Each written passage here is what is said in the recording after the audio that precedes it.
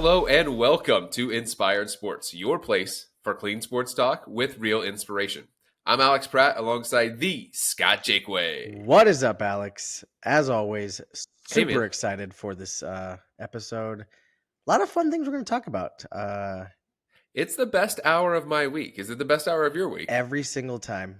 I get so excited. Mondays used to be a dud for me, and now I like wake up. I'm like, it's Monday. We're recording. Let's do It's this. Monday.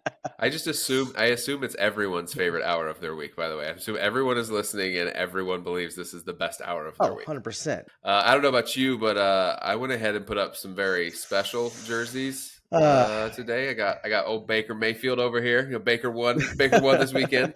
Every game he wins this year, there will be a Baker Mayfield jersey up here. I have enough. Trust me, I don't worry. almost pulled out the hold it baby down. cowboy jersey again just for the sake of the fact that they destroyed the Giants, and I will admit, you are killing me on the jersey game. I got to step up the game.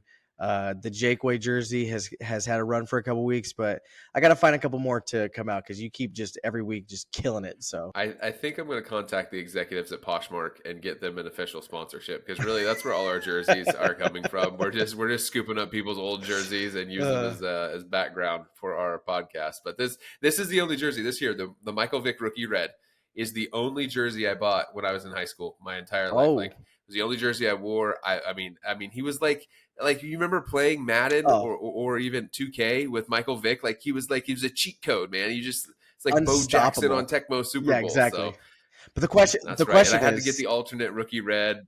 Yeah. Now the question is though, who has the better 7, Michael Vick or Jakeway? I mean, well, yours is an 07. I don't know that I've ever seen 07. I just assumed that was the year you graduated high school or something because it says 07. No, literally, I ordered it and I put 7 and they sent it to me as 07, a customized jersey. No one knew the difference. It took me a couple. I knew the 0. I looked at it like something looks off to this. Like the whole time I'm looking at it, I'm like, that doesn't feel right. And it wasn't until like a couple weeks later, I'm like, why is there a 0? Like, why? Like, but it's unique. There's only one out there. It's the one and only one of one. That's right. You have a masterpiece. Exactly. What was not a masterpiece was Monday Night Football. Oof. But we're going to talk a lot about it because a lot happened and it gave me a lot of different thoughts and feelings. And I'm sure it did you as well.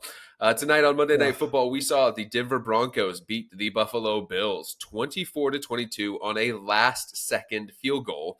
Actually, the second try of a last-second field goal because apparently Buffalo can't count to 12. Or maybe they can. They just didn't stop at 11. That's right. The Buffalo Bills lost because the kicker for the Denver Broncos, Will Lutz, actually missed the field goal as time expired. Unfortunately, the Bills were flagged for a penalty for having 12 men on the field, and Will Lutz was given a second opportunity in which he knocked down that game-winning field goal. Your thoughts, your feelings, your ideas, give them to me. My thought and feeling is if it wasn't bad enough that you lost to the Broncos, to lose on the fact that you did like a reverse like ice them, like I think it was one of those, like, it was fitting for the fact that they lost to the Denver Broncos, which, by the way, for everyone that's following along over the season so far, we've talked about our Monday Night Pick'em League with some of our friends. I do believe I did pick the Denver Broncos to beat the Buffalo Bills. Just one of those things. You got to go with what you're feeling. And I just kind of had a feeling that. Hold on. Give the people the full picture. The Bills have played on Monday Night Football twice this season, and you have picked against them both times, in which both games they were huge favorites, and you got them both right. Both the opening Monday Night Football game from Week 1, in which Aaron Rodgers gets injured, and then you had picked the Jets, and they still somehow won with Zach Wilson. And then Russell Wilson, the Wilsons apparently just beat the Buffalo Bills. I don't know why. You figured out my strategy. So you win your strategy, yeah. So you won again tonight with Russell Wilson, and Russell Wilson his stat line looks kind of impressive. But if you watch that game, there was so much screen pass, dink and dunk. Yeah. But you know what? The truth is, the idea is to use what you can do to win the game, and he was incredibly efficient. 24 of 29, 193 yards, 2 touchdowns, and honestly, I think he might have had the throw of the year and the catch of the year. From as he's scrambling, he does the little spin, the little 360, and chucks it into the corner of the end zone, and Cortland Sutton drags his foot and gets like a shoelace down. And listen, if you haven't seen that from Monday Night Football, you need to go look up that clip of the touchdown pass from Russell Wilson to Cortland Sutton, because it's probably the best touchdown pass of the year. Well, I'm gonna say So Russ this. showed he could still cook a little bit. Yeah, I'm gonna say this. It has nothing to do with the Broncos, why I picked them. It's because I just am not a Josh Allen believer. I, I mean, he's had his moments, he's had his sparks, but there's just something about him that causes me to hesitate. I know what it is. What is it? He's a turnover machine. Yeah. He can't stop throwing I mean- interceptions. For every exceptional play, he's going to fumble or turn the ball over. He- I mean, the Bills had 4 turnovers tonight. The Broncos had 1. And what do you always hear in football from the old cliche? You got to win the battle of the turnover. And if you're, 4 turnovers, and they almost overcame it. Truthfully, they should have won. But yeah, Josh Allen has had a serious issue. He had 2 interceptions and a fumble tonight. Yeah. He had 3 turnovers. How do you win when your quarterback has 3 turnovers? You don't, and I think that's going to be you don't. That's the thing. I think that is going to be something that proves to be hurtful in the long run. I think the Broncos should have been a team that they easily beat. I mean, when you lose to the Jets and the Broncos, we're halfway at home. We're halfway through the season, and when 2 of your losses are the Jets and the Broncos, you really got to look inward and go, what's going on? And it's not anything that those 2 teams did. It's what you didn't do. So, I wasn't impressed, but it was better than Sunday Night Football. The game of field goals, dear Lord. Oof. Brutal. There's always a couple. The Jets and Raiders. Yeah. Hey NFL, if you ever see yourselves writing down Jets and Raiders into a primetime game, just stop. Don't do it. Let's just make that a league rule. Just stop, and everyone will have a better primetime experience. You know what it is. That's it. I will say this. I think this is what it is. All last year, people were talking about, oh, the NFL scripted. It's scripted. It's all it's all been pre-written. I think this is like the NFL's way of going. No, it's not. Like we do write bad games in there too sometimes, because literally the last year it seemed like there was all these fun, awesome, exciting games to watch, and this year it's like. The Jets, Raiders, like what are we thinking? Yeah, I'll take the script. Give me the script. Yeah, pretty much. But you know what? Let me shine a light. Let me give the NFL a little bit of credit, and we'll get into this a little bit more a little bit later. But next week's Monday Night Football, that's right, Eagles at Chiefs, Super Bowl rematch. I'm in. I am all in. That's going to be exciting. I think we should live record during that game. You would get some real reaction from me. Just too much heat. I'm all about that. A lot of yelling. We'll do some live tweeting. that's the plan. You got it. But let's jump right in. We love something that we like to do around here called "Did That Just Happen?" Oh yeah. So I have some questions for you, Scott Jakeway. That did that just happen? Did Michigan? We're gonna talk a little college football. Did Michigan just become an underdog? It was said this week by Jim Harbaugh that Michigan is now America's team, and everybody loves an underdog. So I ask you, do you agree with Jim Harbaugh? Did Michigan just become an underdog after beating Penn State this weekend? I feel like we should make Jim Harbaugh, don't be that guy, because literally, come on, man. You cannot. No, don't you put that stake on Jim Harbaugh. You can't be literally in the running for the number 1 team in the of college football. I mean, what are they? Number 2, number 3 most weeks. You can't be in the top 3 every single week and be America's underdog. I mean, like, it's just not how that works. I don't think that is what they are. Clearly, they still went out there even without him on the sideline this week. I know that it's kind of this narrative that is trying to be pushed to kind of like maybe overshadow some of the trouble that they're getting into this, in the next few weeks. Like, oh, we're America's team. Don't penalize us. Oh, we're an underdog. We've just scraped by to get to where we are. Like we didn't do anything wrong. No, like, I think you're missing the messaging. They are the little guy being held down by the institution. Michigan is just this plucky little underdog that's overcoming all the odds and all the haters and all the critics. No, you're not buying what Jim Harbaugh is selling. Listen, I definitely lean onto the Michigan side of this whole situation and onto the Jim Harbaugh side, that I think The whole sign stealing situation is ridiculous and crazy, and the NCAA could have fixed this by just getting microphones in the helmets like the Come NFL, and on. then we wouldn't be playing this silly game.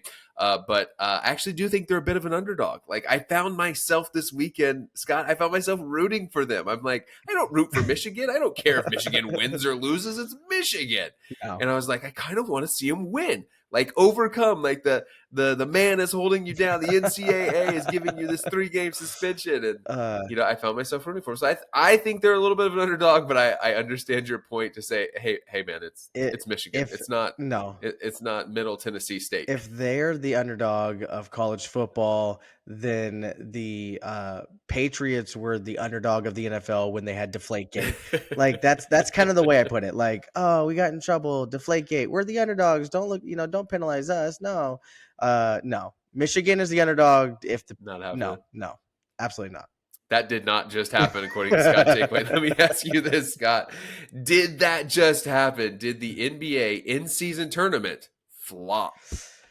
Oh man, I have such mixed feelings about this. When they announced it, I was really hopeful, like, oh, something to spark viewership. Which I mean, Right. according to the ratings, viewership is up.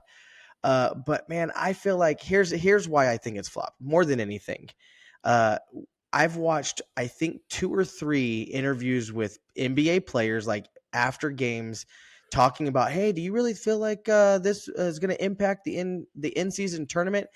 And they have all answered pretty much the exact same of I don't even know how that works. Like I don't even know the rules to the in season. They don't If understand. if your own players don't understand what's going on, I can't expect the fans to catch on. And then that viewership is more like a just like a spark, not really anything that's going to be sustainable. I think the viewership is up because of the jerseys, which are pretty fun to watch, and then the courts. Yeah, I did check those The out. the the the fun Yeah, the courts courts look cool. are cool. I think that's what's driving the viewership, not the actual in season tournament. I think it's going to be a flop. So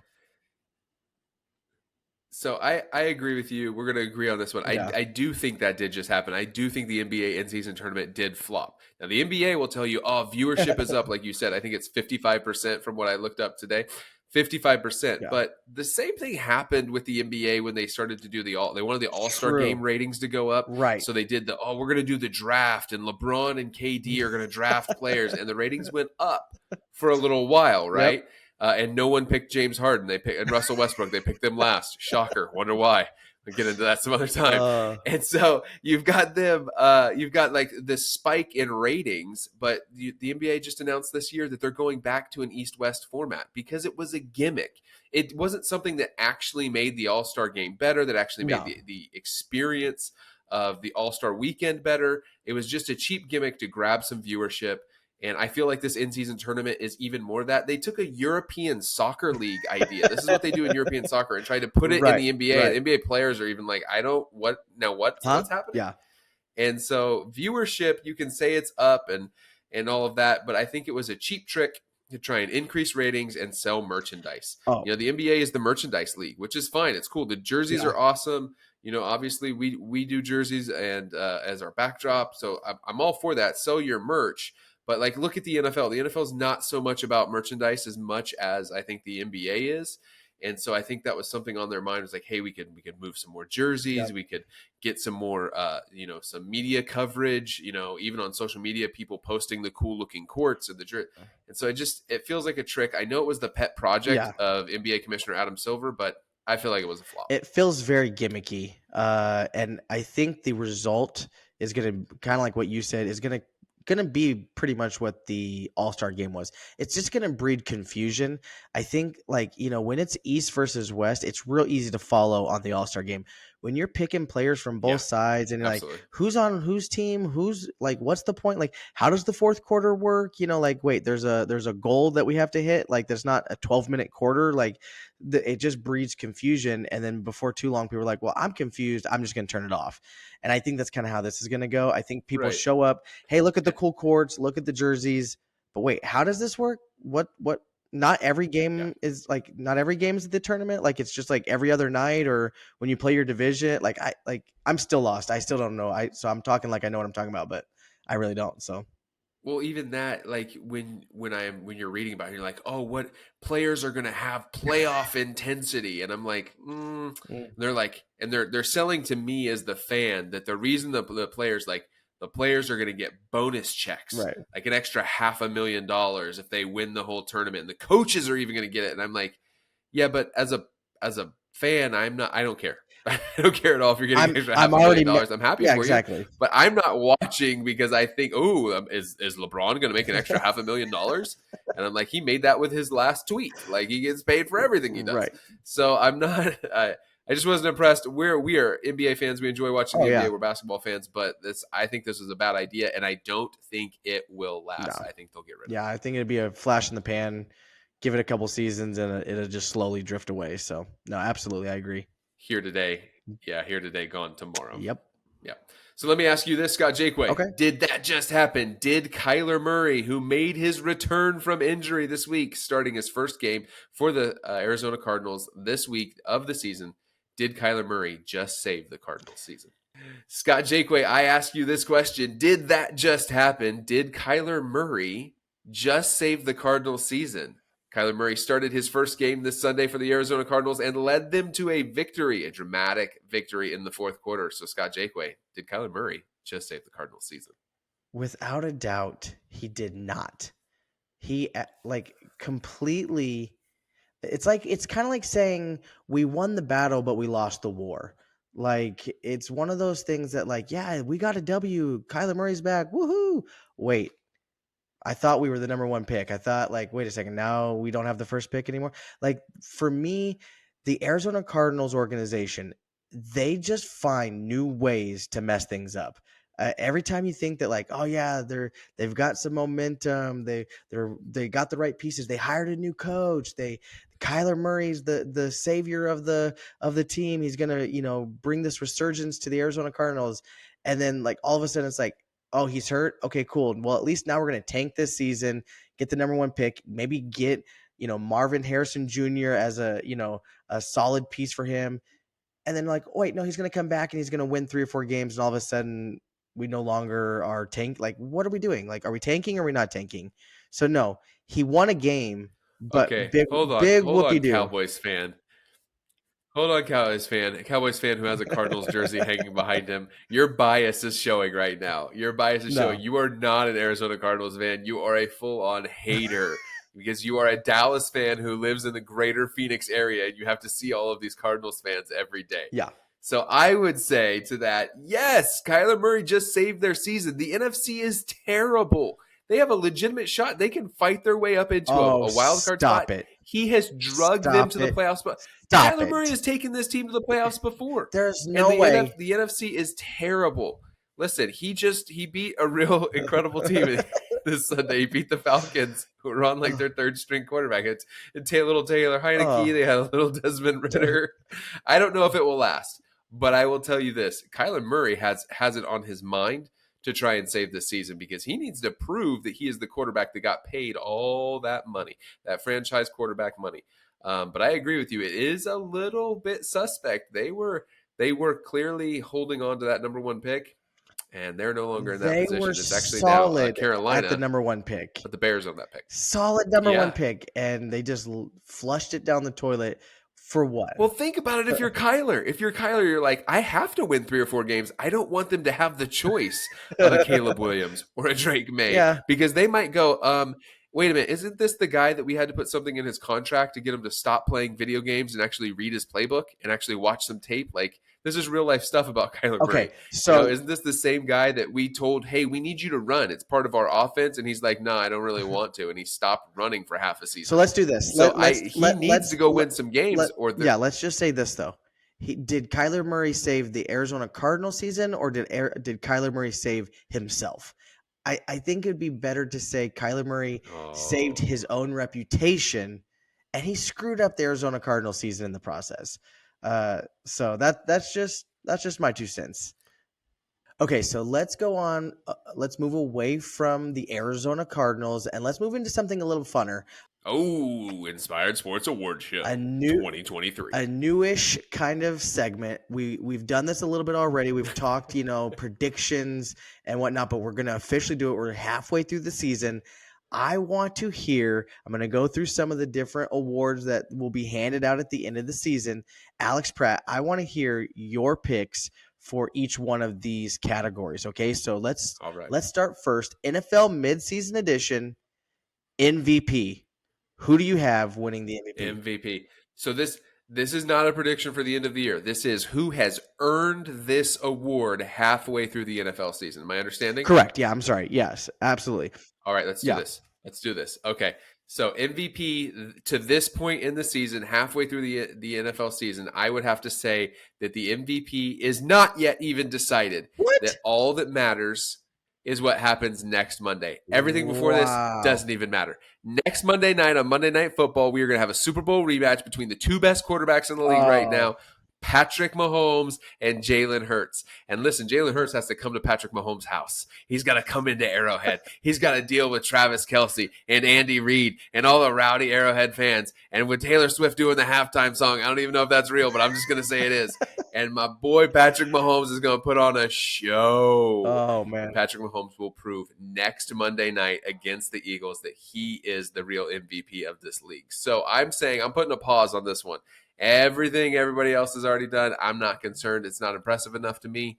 Next Monday night, Patrick Mahomes will prove he's the MVP of the league. Nope. Absolutely. It's already been decided. I think Lamar Jackson is hands down Back the more with the more. the MVP. Listen, he is throwing completion ratings of over 71%. That is huge. And in year Wasn't 6, enough this past Sunday when he choked away the win against the Browns, now was it? listen, we're talking this season. We're not talking individual games. He was not the MVP of this week, but he is the MVP of the halfway through the season. Here's the thing. He is arguably having the best season of his career. He is electric. He is scrambling. He's proving to be that run and gun quarterback that we all saw when he first came into the league. He's got nearly 2,000 yards. He's got 9 or 10 touchdowns, I believe. He is clearly running away with the MVP so far in my mind. I think Jalen Hurts is probably a close second, but I think that when you start to look at the numbers, which here's the thing, I know you always give me, a hard time about throwing out these statistics, but when we're talking about awards, especially at the MVP level, you have to look at hard numbers to real. It's not like who made you feel good after halfway through the season, who gave you the goosebumps, who had the best love story with a pop star. Like it's none of that. It's who has the best numbers. I mean, those are all things that can be figured out at other Hey, award listen, shows. anybody can pad stats. MVP. I'm not impressed with padding your stats. That doesn't make you the MVP, but I No. will respect Lamar is a reasonable choice. What's the next Okay. one? So who do you have as the offensive player of the year? Offensive Player of the Year, midseason award, essentially the non-quarterback option, right? I think this one is open and closed. It's not even close. It is Christian McCaffrey. It is CMC. It is everyone's like, wow, look at Brock Purdy and these wins he's Wow. put together for the 49ers. It is Christian McCaffrey, 747 rushing Nope. yards, 9 touchdowns, 339 receiving yards, and 4 more receiving touchdowns. Christian McCaffrey is the offensive player of the year. Christian McCaffrey is not on the field for the 49ers, and that team is wildly different. And that 3-game losing streak probably becomes a 4-game losing streak. I believe that Christian McCaffrey is a very rare breed who can catch as well as he can run. And there's plenty of running backs who are like, hey, he can be a receiving running back as well. But no one is as dynamic of a runner and receiver as Christian McCaffrey. He's clearly the offensive player of the year. And no one is as fragile as Christian McCaffrey. You forgot to add that one. Uh, This is not the injury update. Don't give me the injury I update. mean, you can't be offensive player of the year when, someone blows on your left arm and you are out with, bruising.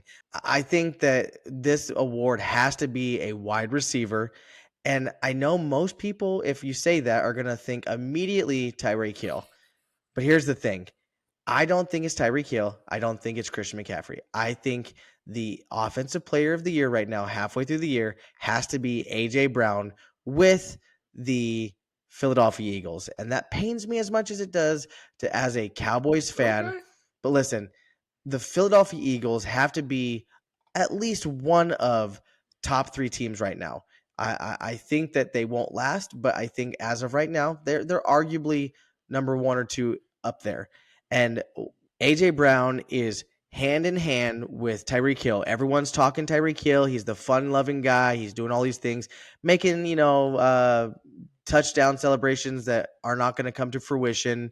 But AJ Brown is in step, over 1,000 yards. He's got 6 TDs. So if this is offensive player of the year and he has just over 1,000 yards, is that right? Yeah, Was it like 1,080 I think ish? so. Yeah. Yeah. Christian McCaffrey, when you put his rush yards and his receiving yards together, he has more than that. Christian McCaffrey has 1,086. If you put his 747 and his 339 together, he also has 13 touchdowns. So you just told me how you have to pull the stats on MVP, and offensive player of the year is even more dependent on stats. Clearly, Christian McCaffrey is more valuable than A.J. Brown. It's like getting in a fight with my wife. Like, why do you have to use my own words against me? Like, that's not fair. So we're moving on. The next award Moving on. is Defensive Player of the Year. Who do you have? Defensive Player of the Year. Ooh. So this is tough. There's a lot of guys right at the top of the list, and I'm not going to take long on this one, but I think it's T.J. Watt. And I Okay. think it's T.J. Watt. He's right there. The league leaders for sacks are at 11. I think it's Myles Garrett and Daniil Yep. Hunter. And so T.J. Watt has 10 and a half, but T.J. Watt has an interception. He has forced 2 fumbles. He has recovered 3 fumbles. He has a fumble recovery for a touchdown. And the truth is, when you start to look around at these other teams that have these defensive players who are up there in sacks or in interceptions or anything else, you see that they're on teams that have competent quarterbacks. TJ Watt does not have a competent quarterback. If the Steelers defense doesn't put on a show on Sunday, if Steelers defense doesn't go out and handle their business, as the Scott Oh, Jakeway would say, like it. then they lose. Okay? That's right. I'll win you over with your own quote. So they will lose the game because Kenny Pickett cannot carry them. But, if you look at Myles Garrett, Deshaun Watson proved he could carry the Browns in the second half of the game as they came back and upset the Ravens. If you look at like a Daniil Hunter on the Vikings, even, they're seeing an offensive resurgence. I mean, Kirk Cousins was having the best offensive season he's had of his whole career statistically, even though they weren't translating the wins. Josh Dobbs has had 2 great games. I don't think that Kenny Pickett is a net positive, and I think TJ Watt's having to do a lot of carrying. So I think the defensive player of the year is TJ Watt. That is a pretty good assessment. I would say TJ Watt is right up there. Because I quoted you. Yeah. You liked it because I quoted you. That's all you heard. As soon as I said that, you heard nothing else. Nope. I was like, wow, that does sound like a very nice one-liner. I do like that one-liner. No wonder I say it so much. No, for me, it's real simple. I'm a Cowboys fan. I like Micah Parsons at this position. I think for me, Dak Prescott is so wishy-washy in my mind. I mean, he'll have a 4-touchdown, 350-yard game, and then next game he's throwing 2 interceptions and under 100 yards or whatever, or he's getting injured. I think he's so wishy-washy that the Dallas Cowboys season hinges on Micah Parsons and the defense having a strong game every single week, just because you never know what they're going to get out of Dak Prescott, in my mind. And so for me, I think Micah Parsons has allowed the Dallas Cowboys to stay competitive in some of these games, really make sure that they're staying up there in the division to give themselves a chance at either winning the division or a wild card. So for me, has to be Micah Parsons. But I do like TJ Watt. But let's go on to the next one. Hold on. I have to hit you with a little trivia. Oh. You mentioned the Cowboys winning the division. I was trying to breeze past that. I figured there was going to be Did you know that no team has won the NFC East 2 years in a row for like I believe it's the last 20 years, last 20 seasons? Oh, wow. No, I did not. It's been a different winner of the division every year. So the Eagles are 8-1 and looking like they're going to pull it off For the They've first been the first time. one to do that. Ah. Let me hit you with one more thought that I have. Your Cowboys crushed this weekend. Let's do a little Cowboy talk for just a second. We're going to rabbit trail here. Crushed the Giants this weekend for the second time. Yeah. Did you know that the Cowboys they have some explaining to do?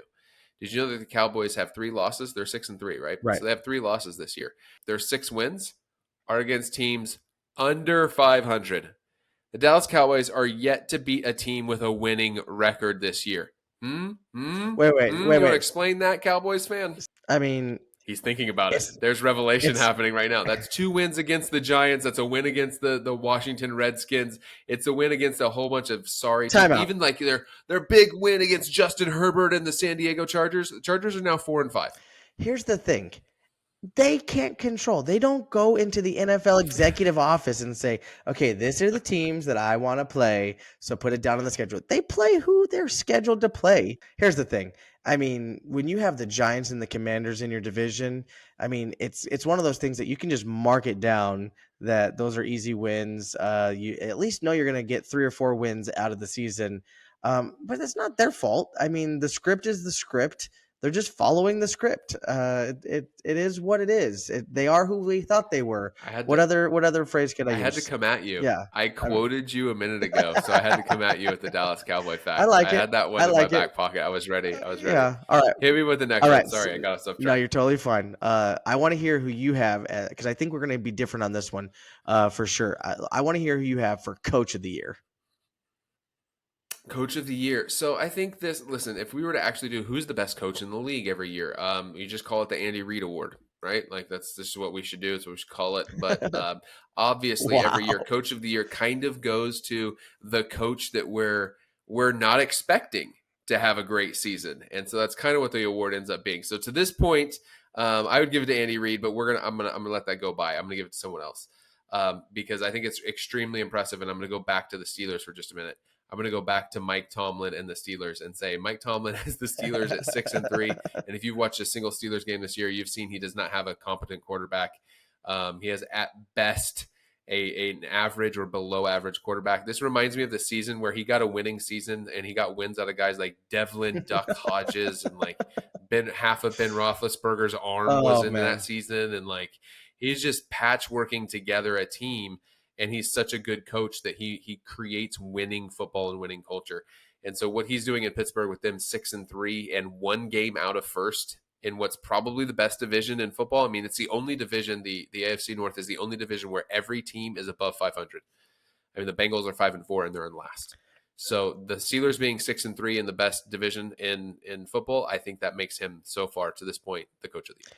Okay, that is impressive. I do like Mike Tomlin. He's a good coach. However, I think there is only one coach in my mind that can be considered for this position halfway through the season, and I don't think there's much he can do for the rest of the season that's going to lose this for him.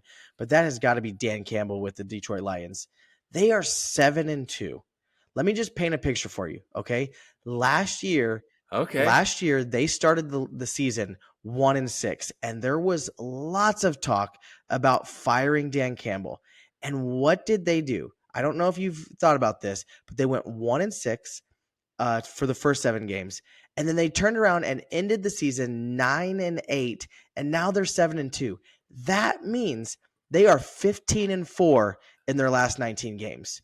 That is an impressive stat. I know this is an award for this season, but I think if you're talking the momentum that he has them on right now is something that has not happened in Detroit in probably forever. Detroit has been the place where players like ruin their careers. I mean, Calvin Johnson, Barry Sanders. I mean, you're talking players that like will retire before they play another year with them, kind of thing.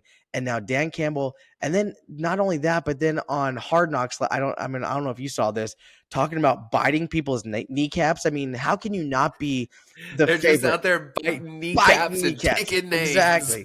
So I mean, Detroit Lions. I mean, it's one of those teams that like I don't really have a lot of investment in them, but it is kind of nice to see a team that has been so terrible for so long to actually be at the top of the standings.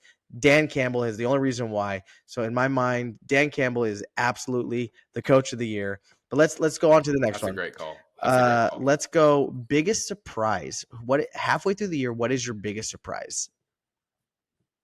Yeah, these are our homemade awards, and so we wanted to do a couple of those. And I think the biggest surprise are homemade Yeah. awards. These are like the Dundies. These are the Dundies Yep. of our awards Yep. edition. Biggest surprise, and I want to say this, and I want to give credit where it is due to the Chicago Bears. Oh. I am blown away and surprised that they outsmarted everyone by not taking a quarterback last year. And you're like, what are you talking about? But they traded away the number one pick Yeah. to the Carolina Panthers for a haul. They got a first in last year's first round that was like number 9. They got number 61 last year. They got DJ Moore, which is Carolina's 2018 Yep. first round pick, by the way, and has had a great season. And then they have Carolina's first round pick this year in 2024. And so they did not take a quarterback in what was an okay quarterback class coming out. And they now hold, because the Panthers have the worst record in the league so far to this point, they now hold the number 1 overall pick.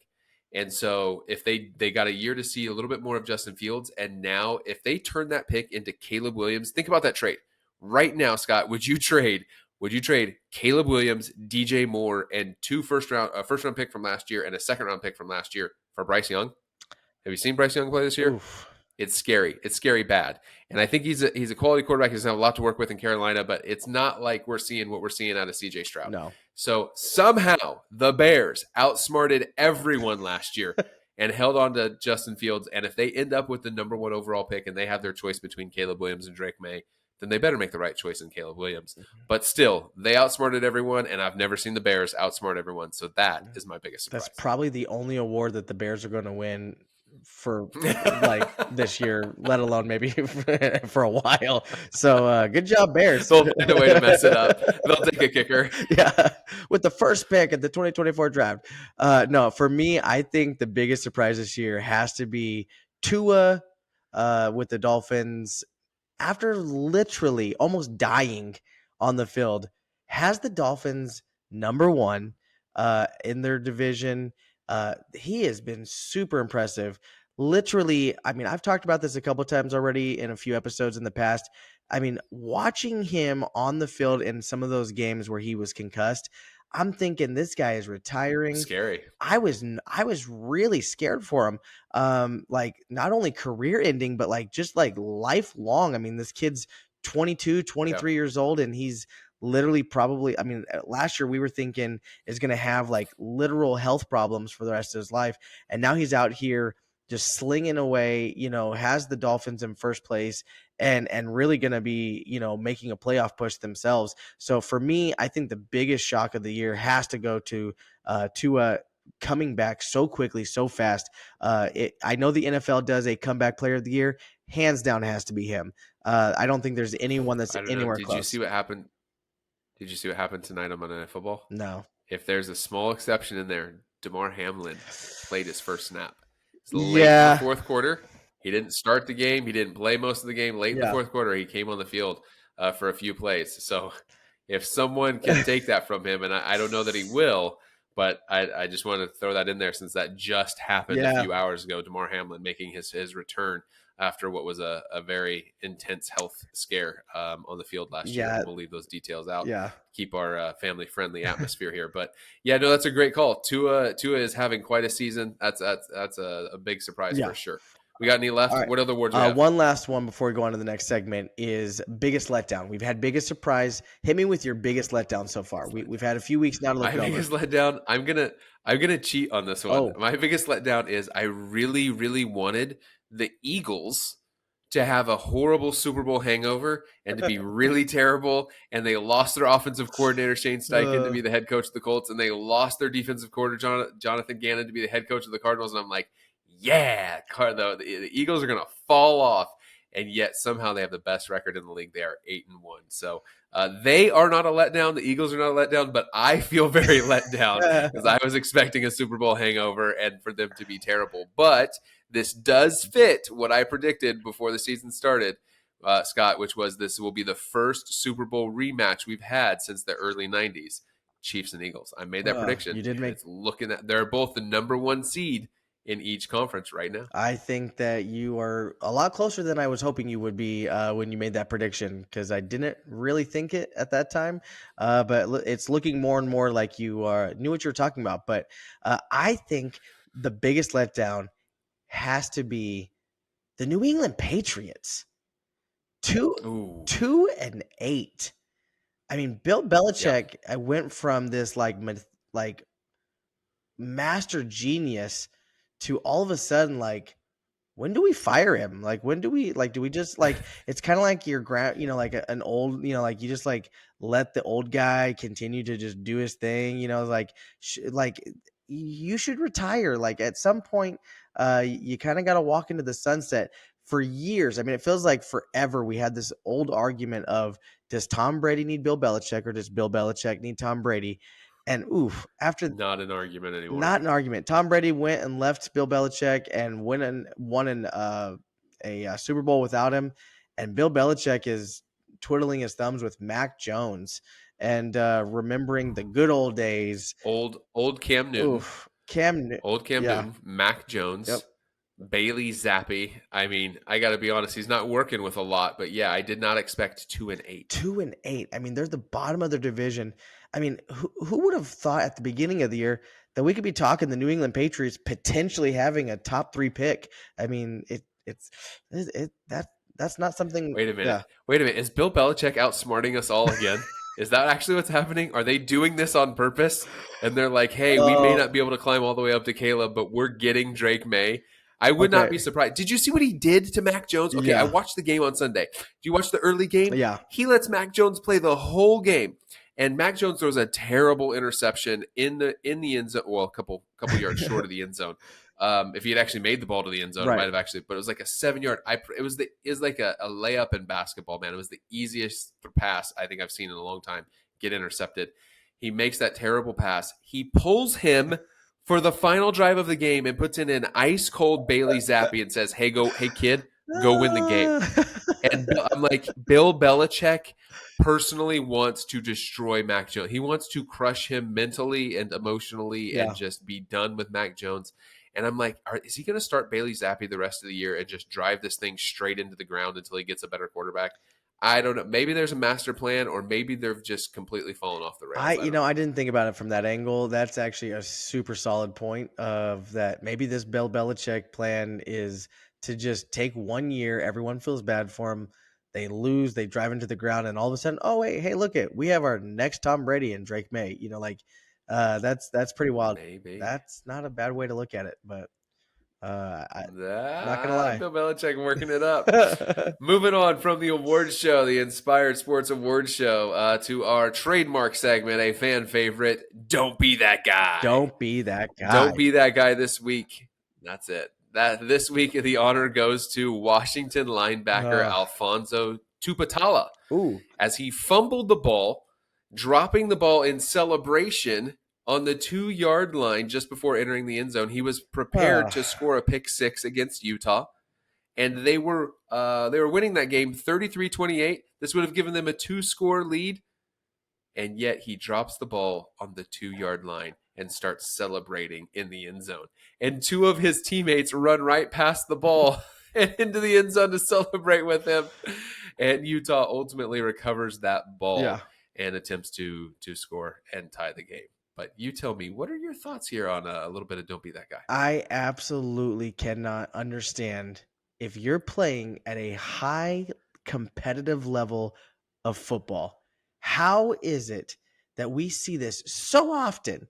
Like, All the are time. we seriously at a point where people are so enthralled with being like, I'm going to be on Sports Center. Let me do this really nice, awesome TD. Like it's like the Tyreek Hill. Like I'm planning. They're talking about like the touchdown celebration more than they're talking about the fundamentals of let's get the ball into the end zone before we actually worry about our TD celebration. It wasn't even I mean, close. it's He was on like the 2-3 yard line. He just drops here's it the and thing. runs it. This I you may be a little bit softer and graceful than I am, but here's my opinion with this. if you are doing this at a high competitive level, you should lose your scholarship. You should be let go from the team. You should be, if you're on the NFL, in the NFL, you should be immediately released to the practice squad. Like, I don't think that this has any place in high competitive football. How in the world does someone on a team, can you imagine if Washington had ended up losing that game and then missing out on the college Yeah, to be playoffs? fair, I mean, yeah. that's how serious that is. I mean, and what is he gonna do? Just sit on the sidelines and just have his head in his hands and oh, it's okay, buddy. We're still gonna get the blue ribbon at the end of the year. I mean, that's kind of where we are at in society. That we think about Yeah, that's priorities are totally mixed.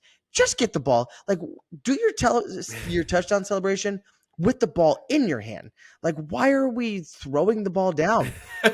Like, hey, here's a thought. okay. Run like it infuriates me. Like it just irritates the heck out of me. To be fair, we should clarify the situation for anyone that didn't watch the game. Washington was winning 33-28, and the Utah recovered the fumble, and then they actually got a safety. Washington got a safety and went up 35-28, ended up winning the game 35-28. So it did not cost them the game. It did I'm not. actually happy for It the did not. kid. If he were an NFL player, I'd probably come at him a little harder. He's a college kid. Come on, college is when you make some of the most foolish decisions and mistakes of your life. Typically come at that age. I'm giving the kid a little bit of grace. You're over here crushing him, getting him cut, losing his scholarship, doesn't finish his education. Scott's ready to give him the Jim Harbaugh treatment, Yeah. and he's just crushing this kid. And I'm like, okay, man, come on.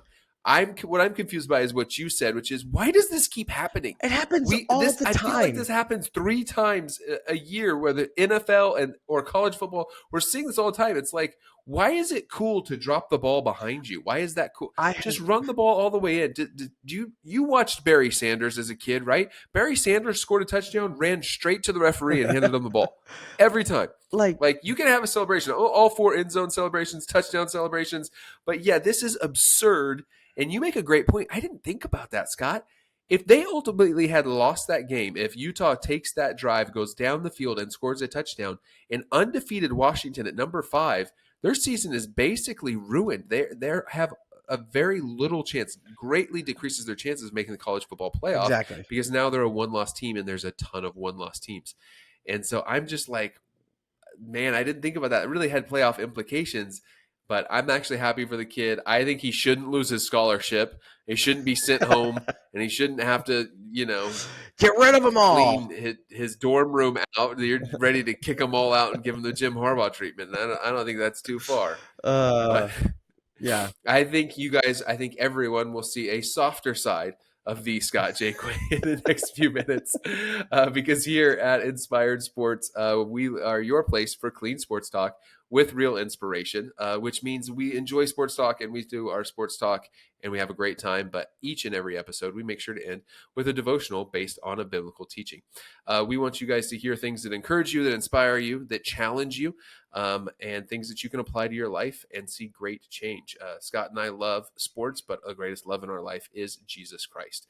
So I know that Scott has prepared something awesome to share, and Scott, I can't wait to hear it. So take it away. Awesome. Thanks, Alex. Yeah, so I was preparing this devotion. And I always like to, I think I've said this before, but I like to try to think, we're a sports podcast. How can we tie the Right. devotion into like a sports theme or sports thought, something that kind of makes sense to someone that is more sports minded than maybe some others. But so this Sure. this devotion is something I like to call the playbook.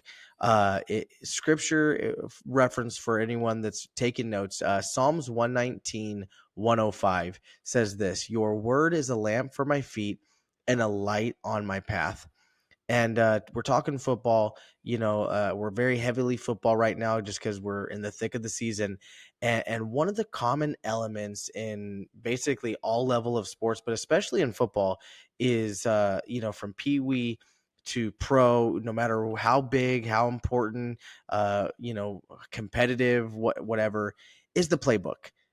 you have a playbook. You've got 11 guys out on the field.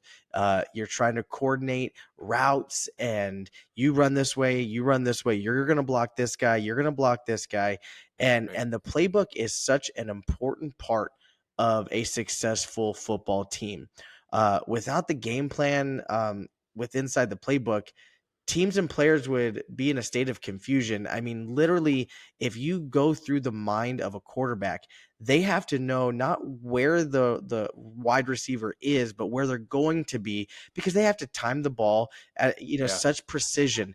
And so the only way that is physically possible is that everyone on that play has the same playbook and the same plays memorized. And so it is a vital part, because it without it, you're just going to have 11 guys running around, not really understanding what to do. I mean, think about, like, next week we have Thanksgiving, the Turkey Bowl. Like, literally watch, like, if you go play football with some of your cousins and friends, look at how sporadic that is when we're just all running around. Chaos. It's Yeah. Total chaos, chaos. and it's just madness compared to how precise, a football, play goes. And it's all because of the playbook. And so my thought was this is, when it comes to life, there is no better playbook than the Word of God. We are unashamed about our Christian Yes. Yep. faith. We are unashamed about our love for Jesus Christ, our Lord and Savior. We are unashamed about the importance of God's Word in everything that we do. And I grew up, being a sports theme, kind of mind. I would love sports growing up. I played sports. And so I always looked at spiritually the Bible being my playbook. And it's crazy. I tell this to students Right. all the time. The Bible is over 2,000 years old. Jesus died on the cross for our sins over 2,000 years ago. The Bible has been in existence for thousands of years. And yet, the Bible has pretty much any answer you have that you need of with any situation going through. You're going through depression and anxiety, the Bible Right. talks about it. You're going through a storm of uncertainty, the Bible talks about it. You're going through death and what seemingly, all of a sudden things are getting ripped out, that you thought was a sure thing, the Bible talks about it. Like, literally anything and everything that you go through in life, you pretty much can look to the Bible as, what is my play for this move? How am I supposed to react? Yeah. Oh, the fruits of the spirit. Okay, everything that I'm saying, everything I'm thinking, everything I'm doing is filtered through the fruits of the spirit. Cool. That's Galatians 5. Putting on the armor of God, Ephesians 6, so that way, no matter what the enemy tries to come against me, I mean, think about, all of the equipment that a football player puts on, before a game. They don't go out there naked. They don't go out there just in some gym shorts and, a t-shirt. They go out there fully equipped for the game. And, the Bible talks about, hey, before you leave your house, before you, every day you wake up, you better equip yourself with the full armor of God. The Bible talks about so many things that are so vital for us to be successful in life. And so we have to understand that not only does God have a playbook for our life, but really the adversary, the enemy, the devil, however you want to put it, he has a playbook too.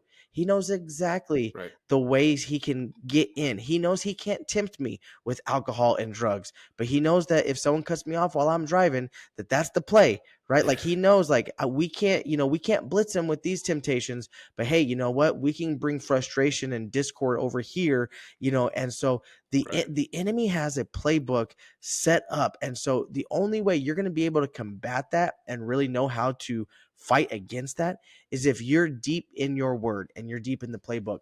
And this is something I actually talked with my students this week about. There's a difference between memorizing the playbook and having it, like, deep in you, and, like, having it Yeah. saturated. It's only when it's saturated in your life will it be able to change your life, because I know a lot of people that are unsaved that can quote the scriptures better than most Christians, but they don't have it saturated in their life to where it affects their lifestyle. And so it is so important that not only do we memorize the playbook, but the playbook is so deep in us that if we have to call an audible, that we're not stuck trying to figure out what to do. I kind of think about it like this, and this is how I'm going to close, is I'm thinking about the last 2 weeks, if you will, Alex, how CJ Stroud was able to pull off a miraculous comeback last week And then this week, a game-winning drive against the Bengals. Both games, they looked like they were out of it. They looked like they had lost. They looked like there was no shot. But what happened was is CJ Stroud obviously, without a shadow of a doubt, had the playbook so deep in him, it was so enriched in his DNA that he was able to go out there and with 46 seconds left was able to march his team down the field for a game-winning drive. This week, Yeah. it's tied, and it looks like it may be going into overtime. And what does he do? He looks like a veteran that's been playing this game forever. And you know why? It's because I promise he has that playbook memorized, and not just memorized, but he has it saturated. So at any moment, he knew exactly the right play for the right time in the right moment. And so it's so important as Christians, as we journey through life, that we don't forget the importance of the playbook. And it doesn't matter. I promise you, CJ Stroud and Tom Brady, when he was playing in his last year, had that playbook just as memorized. Tom Brady didn't look at the playbook and go, I've been doing this for a long time now. I don't need to look at the playbook. I got this, because there are so many things that change in life at any moment's notice that if you are not deep in your word, that you're going to forget what the playbook says and you're going Yeah. to be easily Yeah. defeated. And so it is so important, whether you've been saved for 30 seconds or 30 years. The encouragement for tonight is make sure that you're always leaning on the playbook that God has given us in the Bible. It is the word of God. It is an ever living book. It is something that we can always lean on. If you're new, I'm sure you've never heard this, but if you've been around, Christianity or church for long enough, you've heard the Bible acronym is basic instructions before leaving Earth. And that it is literally our instruction manual, our guide, our playbook. So I want to encourage everyone out there: do not take for granted, do not forsake the ability to dive into the Word, because at any moment it is going to be a lamp for your feet and a light for your path. And so I think that is just a way for us to kind of close out and to remember that God has us exactly where he needs us. And he always has given us what we need. And most of the time it can be found in the playbook. That's incredible. Thank you for such an awesome reminder. I didn't know you were going to talk about CJ Stroud, and as you were talking about him, it made me think, and he's a rookie. Right. But like you said, the playbook, he knows it so well, it doesn't matter that he's a Yep. rookie. So it made me think of like the Bible. Like it doesn't matter how young you are, man, if you know your word and you know the scripture Yep. and you know how to apply it to your life, then you're going to be able to overcome and fulfill the promises of God's word and to walk in the ways that God has for Yeah. you and the incredible life that he's created for you. So I just thought that was really cool that you used CJ Stroud and then you mentioned Tom Brady. You're like also, but hey, if you don't continuously stay in your playbook, it doesn't matter that you've played for 20 years. You still have to know the playbook and you still Exactly. have to read it. And that's incredibly encouraging and a great reminder, something that we all need to apply Yep. to our life. And we want to thank you for sharing that with us, Scott. And we want to thank all of our listeners for listening to Inspired Sports, your place for clean sports talk with real inspiration. We'll see you next time.